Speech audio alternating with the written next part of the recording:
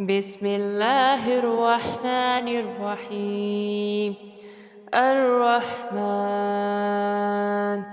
علم القرآن خلق الإنسان علمه البيان.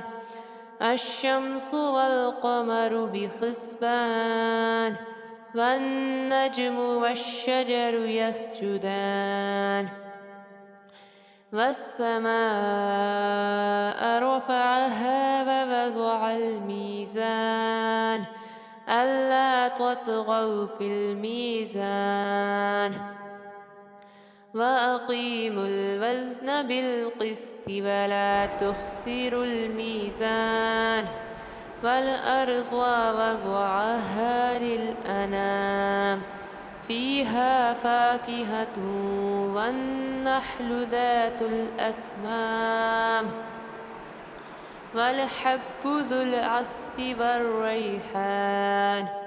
فبأي آلاء ربكما تكذبان؟ خلق الإنسان من صلصال كالفخار وخلق الجن من مارج من نار. فبأي آلاء ربكما تكذبان؟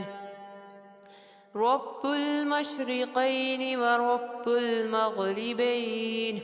فبأي آلاء ربكما تكذبان؟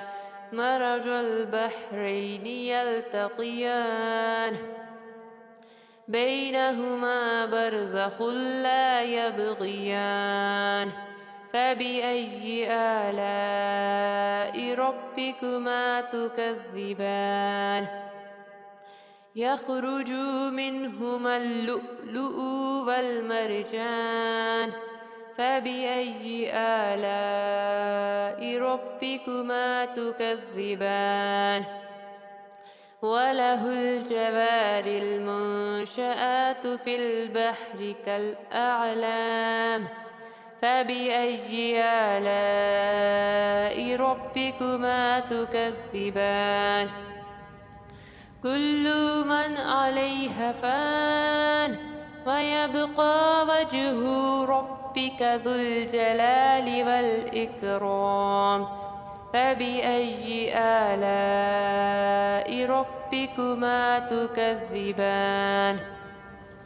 يسأله من في السماوات والأرض كل يوم هو في شأن. فبأي آلاء ربكما تكذبان؟ سنفرغ لكم أيها الثقلان.